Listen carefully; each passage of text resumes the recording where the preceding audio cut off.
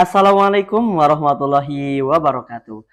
Bertemu dengan saya di sini Iksanuddin Nur Amri dari program Studi Sastra Indonesia Fakultas Sastra Universitas Pamulang. Di sini pada podcast kali ini kita akan bahas mengenai sastra angkatan reformasi dan sastra angkatan 2000-an. Nah, apa sih bahasan kita pada hari ini? Stay tuned.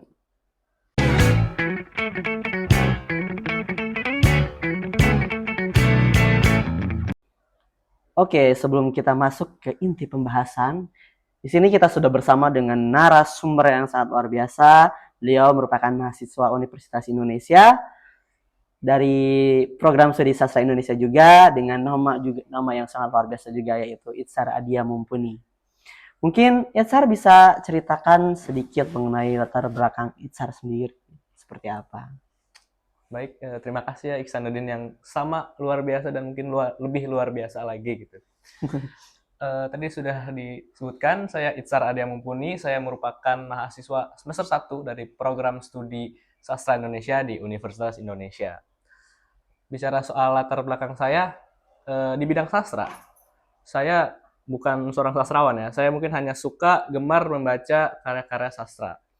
Dan saya juga bergelut di bidang teater, saya suka menulis naskah teater, dan mungkin jika berbicara soal perbedaannya terhadap sastra, ketika pada suatu tulisan penulis dan pembaca bisa menafsirkannya sebebas-bebas mungkin.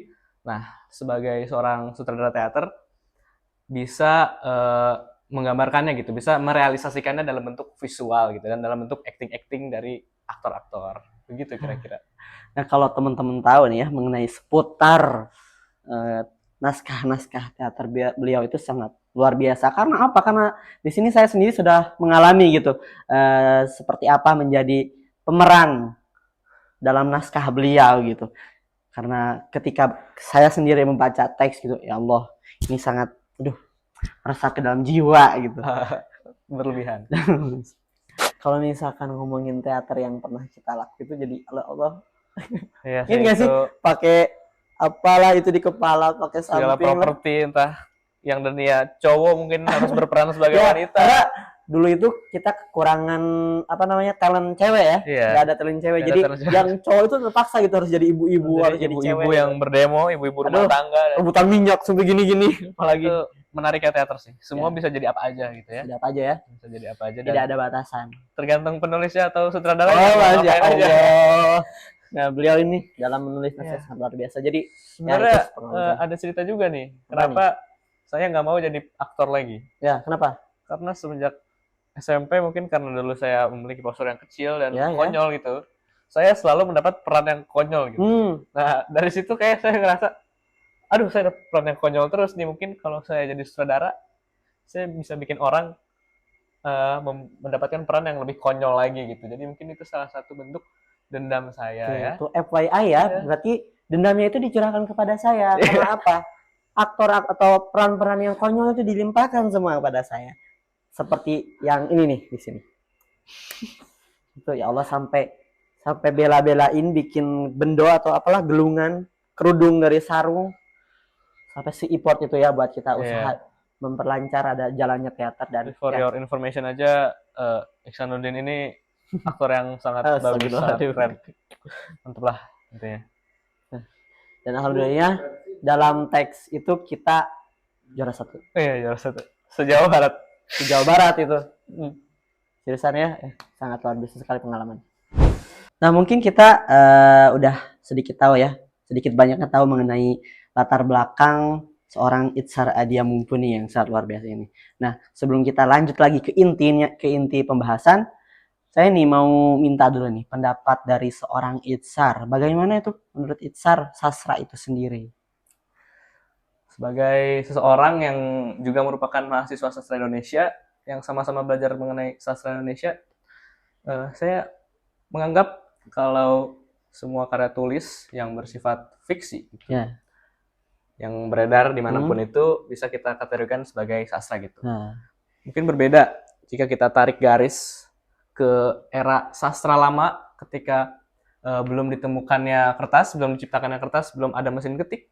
ketika orang-orang pada masa itu masih menulis menggunakan aksara Jawa, Arab Gundul, Arab Jawi, dan semacamnya di medium yang bukan kertas itu, yaitu daun lontar, pohon, ataupun batu. Nah, pada masa tersebut, orang-orang pada masa itu mendefinisikan semua tulisan yang ada sebagai sastra gitu. Bisa saja berisi mengenai pengetahuan, atau obat-obatan, mantra-mantra, atau ajaran agama. Nah, yang ditulis pada masa itu dapat disebut sebagai sastra. Jadi terdapat mungkin pergeseran definisi, pergeseran makna yang cukup berbeda gitu ya dari masa sebelum adanya mesin ketik pada masa sangat amat dahulu hingga masa sekarang. Oh, jadi itu juga mempengaruhi sudut pandang mengenai esensi nilai-nilai sastra ya. Nah, kan tadi disinggung nih mengenai bagaimana sastra di pra sekian banyaknya gitu, pra reformasi gitu. Kita kan tinggal di era sekarang gitu. Nah, dari Itzar sendiri itu bagaimana sudut pandang Itzar mengenai sastra angkatan reformasi dan angkatan 2000-an khususnya? Kalau untuk sastra 2000-an ya, kita bisa melihat banyak sekali karya sastra yang bertebaran di Twitter, atau mungkin buku-buku yang diterbitkan oleh penulis. Nah, itu tuh sekarang kita bisa melihat mereka bisa sebebas-bebasnya menuliskan apapun di buku tersebut. Bahkan ada suatu buku yang dimana menghabiskan satu kertas tetapi isinya mungkin hanya beberapa kalimat saja, hanya beberapa kata, yang dimana sangat berbeda jauh gitu dengan karya sastra yang tak kenal gitu. Tapi itu beredar di masyarakat dan orang-orang menikmati itu, dan orang-orang juga menyebut itu sastra gitu. Jadi mungkin karena adanya kebebasan menulis, kebebasan definisi, dan batasan-batasan yang kurang jelas, jadi penulis-penulis itu bisa menuliskan apapun yang ada di pikirannya, dan sulit bagi kita juga untuk menilai seperti apa karya sastra yang bagus ataupun tidak. Oh, jadi sekarang itu sudah terpengaruhi oleh kontemporer ya, sastra kontemporer gitu. Sangat bebas. Sangat bebas. Jadi nggak ada batasan gitu bagaimana itu berkarya. Oke. Mungkin karena sastra itu berjalan ya, mengalir. Pasti kita tidak bisa menutup mata dari sastra-sastra sebelum atau pra-reformasi gitu. Adanya sastra angkatan 70-an, 80-an. Nah, kalau misalkan dibandingkan dari sudut pandang itu gimana sih? Jika tadi kita bicara soal kebebasan yang amat sangat bebas, mungkin penulis pada masa saat pra-reformasi itu tidak diberi kebebasan. Tidak diberi kebebasan sebebas kita sekarang. Mungkin kita bisa bicara soal Wiji Tukul, Pramudia Anantatur, atau mungkin Ahmad Tohari dengan Rongga Heduk Paruknya, yang dimana penulis-penulis tersebut sulit gitu untuk membicarakan soal masa-masa politik pada saat itu. Sulit untuk membicarakan masalah rezim atau masalah masyarakat itu sendiri. Sangat gitu. sensitif ya dulu ya.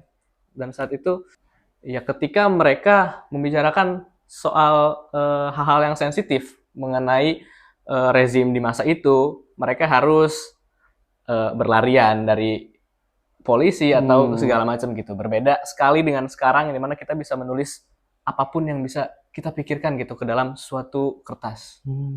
Jadi sangat bebas sekali ya.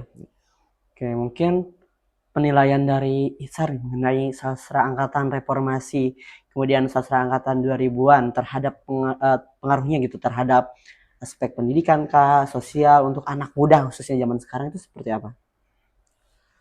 Tadi sempat saya singgung mengenai Ronggeng Dukuh Paruk atau apa karya Ahmad Tohari, yang dimana pada saat pra-reformasi itu memiliki 3 buku kalau nggak salah, memiliki 3 buku yang dimana pada saat sekarang diterbitkan kembali yang versi 1 buku tanpa ada sensor. Nah, dan apa yang disensor? Yang disensor pada saat masa pra-reformasi itu mengenai hal politis seperti G30 SPKI ataupun semacamnya gitu. Dan bisa kita lihat pada saat masa tersebut itu sangat sulit bagi penulis untuk menggambarkan sejarah-sejarah ataupun bukan sejarah, tetapi kondisi pada masa saat itu ya. Nah, ketika sekarang kita sudah beralih ke sastra kontemporer dan mungkin ada genre-genre baru seperti fiksi sejarah yang membahas mengenai sejarah-sejarah masa lampau, dan kita bisa menceritakannya secara eksplisit gitu. Nah, sejarah-sejarah yang tertulis di situ bisa kita jadikan sebagai acuan pembelajaran gitu loh. Sejarah-sejarah yang tercantum pada novel-novel fiksi sejarah tersebut. Bisa dilihat mungkin pada eh, yang tadi Ahmad Tohari, Ronggeng Duku Paruk, di situ banyak sekali peristiwa mengenai G30 SPKI, dan mungkin yang sekarang lagi rame Gadis Kretek. Nah, Nah, itu juga mengandung banyak-banyak sekali sejarah pada masa tersebut gitu. Dan itu bisa dijadikan sebagai ya, media ajar kita gitu, sebagai anak muda untuk mengetahui sejarah-sejarah pada masa tersebut. oke. Jadi kalau kita lihat dari adanya sastra di angkatan sekarang itu mungkin dari segi pendidikan tuh ada pengaruhnya ya. Tapi kalau dari sisi negatif itu sebenarnya ada nggak sih sebenarnya dari untuk sisi negatif dari sastra angkatan sekarang, khususnya dari reformasi hingga sekarang gitu. Iya, iya. Karena namanya juga manusia pasti akan selalu mencari kebebasan gitu. Dan sekarang kita sudah diberi kebebasan, mungkin bisa dibilang melunjak gitu ya. Dan sekarang seperti yang tadi saya bilang, ada buku yang dimana isinya tuh cuma beberapa kalimat aja, beberapa kata, dan ya udah itu cukup menghabiskan kertas. Kita tidak tahu maknanya apa, tapi karena sastra itu bebas, semua orang bisa menerbitkan buku. Jadi kita tidak bisa menyalahkan hal tersebut gitu. Yang dimana menurut saya itu merupakan suatu bentuk kemubaziran gitu ya.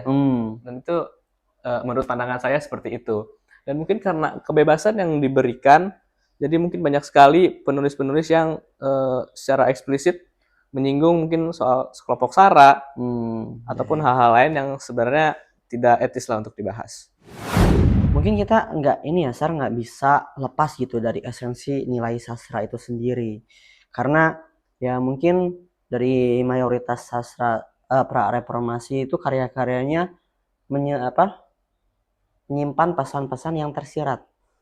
Jadi berbeda dengan sekarang itu, yang dimana pesan-pesannya itu dicantumkan secara gamblang, secara telanjang, secara tersurat. Kalau misalkan kita menilik kepada esensi nilai sastra itu sendiri, nah kalau misalkan dari aspek itu seperti apa? Kalau menurut saya? Ya, tidak masalah. Tidak Itu masalah. tetap sebuah karya sastra. Karena definisi sastra itu benar-benar sebebas-bebasnya, terserah mungkin dari penulis dan pembaca.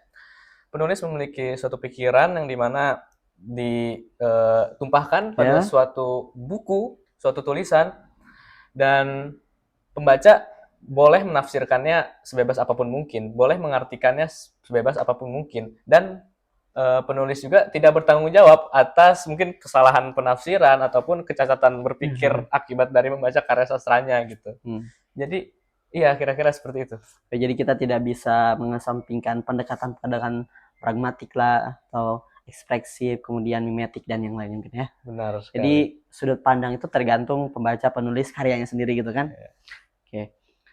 Mungkin ya sangat luar biasa sekali ilmu yang kita dapatkan dari saudara Itsar Adia Mumpuni gitu, yang sangat luar biasa gitu. Nah beliau jadi nervous ya nih, minum dulu. Nah kalau misalkan teman-teman ya mau nih istilahnya nonton teater atau apa gitu, nah kalau misalkan ada info gitu dari Itsar nanti saya sampaikan, karena itu wajib sekali untuk ditonton, karena pesan-pesannya tuh pasti tersampaikan gitu, walaupun tersirat gitu ya, tidak secara gamblang diungkapkan. Baik, terima kasih. Terima kasih. Aduh, saya serak lagi, minum lagi saya. Baik ya, terima kasih atas waktunya, terima kasih atas semua ilmunya. Mungkin semoga apa yang kita sampaikan, kita diskusikan pada hari ini itu bisa bermanfaat untuk kita semua. Baik umumnya untuk penonton nih, teman-teman yang sangat luar biasa juga nih. Dari saya sendiri mungkin saya mendapat banyak sekali pengetahuan baru gitu kan, setelah berbincang ataupun membuka cakrawala pikiran kita mengenai dunia sastra ini, yang dimana mungkin akan ada perubahan, dan mungkin nanti 10 tahun ke depan, 20 tahun ke depan kita berbeda lagi ya, tahu ya seperti apa sastra pada masa saat itu. Mungkin lebih terbuka kah atau lebih tertutup kah? Atau mungkin kita kembali lagi ke masa dulu mungkin. Bisa jadi. Jadi kita nggak bisa melepas kemungkinan yang akan terjadi ya. Terima kasih Itsar atas semua yang kita diskusikan hari ini. Semoga di lain waktu kita bisa bertemu lagi, bisa berdiskusi kembali mengenai pembahasan-pembahasan yang spesifik, lebih mendalam lagi ya. Jadi teman-teman, Sampai jumpa di podcast selanjutnya. Assalamualaikum warahmatullahi wabarakatuh.